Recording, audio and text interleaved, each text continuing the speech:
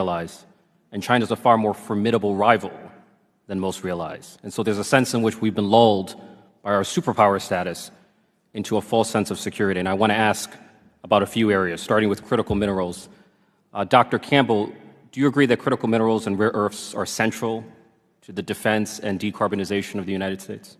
Yes. Which country controls almost all of the world's rare earth mining?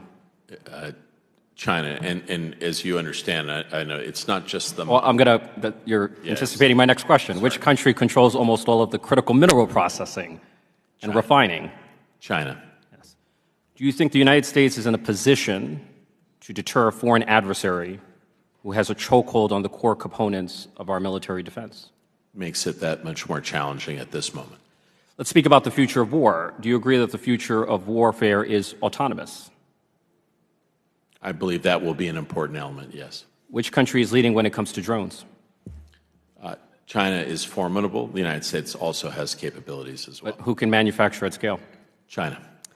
And scale matters in a war. It does. Which country is leading when it comes to robotics?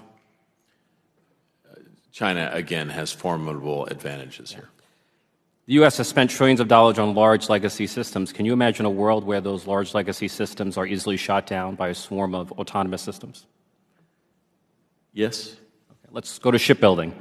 During World War II, the United States emerged as the arsenal of democracy, building a total 270,000 vessels, including 2,700 Liberty ships in just 4 years. Which country is leading at the moment when it comes to shipbuilding? China dwarfs us both in commercial and military shipbuilding. And the former Secretary of the Navy would agree with you. He said that one Chinese shipyard has more capacity than all of our ships combined. China's shipbuilding capacity is over 23 million deadweight tons. The United States, less than 100,000 deadweight tons.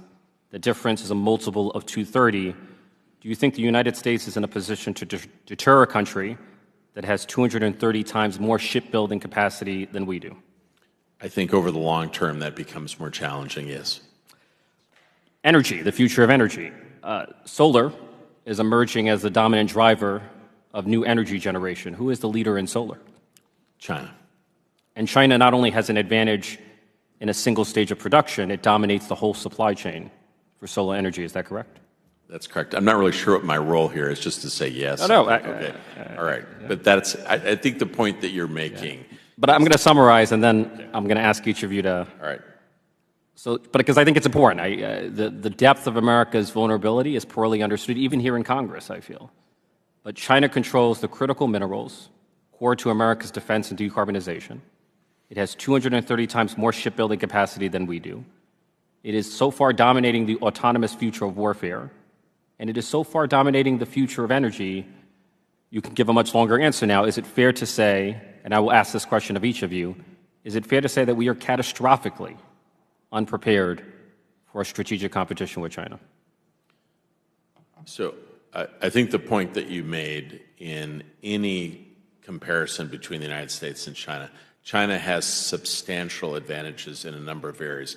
You didn't talk as much about technology, which I think is the key area that we have to worry about.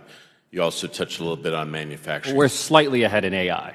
Well, I would just simply say if you look at the critical technologies, AI, 5G, synthetic biology, and robotics, and look at where they came from 10 or 15 years ago and where we are today, I think even if we have a couple of months lead in a few areas, you got to be concerned. And so I think the general picture that you're painting is accurate. What we often hear right now are folks that point to a couple of weaknesses in China's overall approach: aging economy, indebtedness.